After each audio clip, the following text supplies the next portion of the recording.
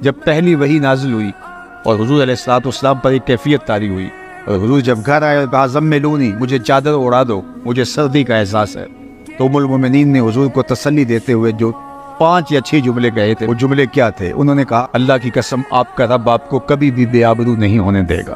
کیوں؟ اب سن لیجئے، یہ حضور کی سیرت کے 5 نمایاں پہلو ہیں، اور یہ ہم سنے بھی، لیکن میں چاہوں گا کہ سنتے سنتے میں اور آپ اپنا جائزہ لیں کہ کیا ہم نے اپنے نبی کی محبت میں اپنے اندر یہ 5 وصف پیدا کر لیے ہیں؟ اگر کر لیے ہیں تو ہمیں مبارک ہو، اور اگر نہیں کیے تو آج کی اس مجلس کے اندر میں اور آپ عہد کر کے اٹھیں کہ مالک تیرے محبوب علیہ السلام کی سیرت کے یہ 5 نمایاں پہلو ہم اپنے اندر پیدا کرنے کی کوشش کریں گے، مدد تو کرنا۔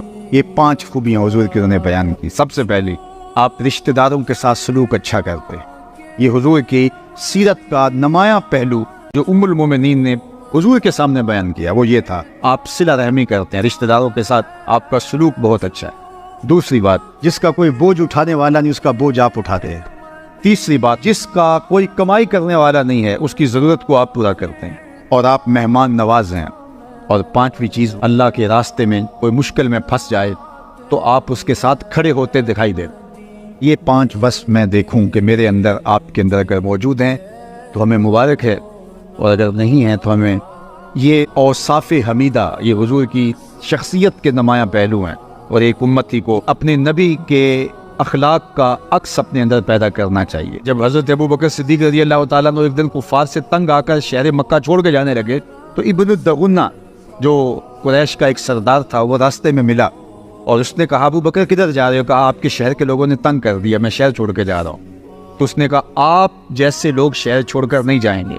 ابن الدغنہ نے کہا کہ میں آپ کو پناہ دیتا ہوں، آپ جیسے لوگ شہر چھوڑ کے نہیں جائیں گے۔ کیوں؟ آپ صلہ رحمی کرتے ہیں اور لوگوں کا بوجھ اٹھاتے ہیں۔ جس کا کوئی بوجھ اٹھانے والا نہیں، جس کا کوئی کمانے والا نہیں، اس کے لیے کمائی کرتے ہیں۔ حضرت ابوبکر صدیق کو ابن الدغنہ نے کہا کہ تمہارے اندر یہ وصف ہیں، اور جس شخص کے اندر ایسے وصف ہوں اس کو شہر نہیں چھوڑ کے جانا چاہیے ورنہ شہر اجڑ جائیں گے۔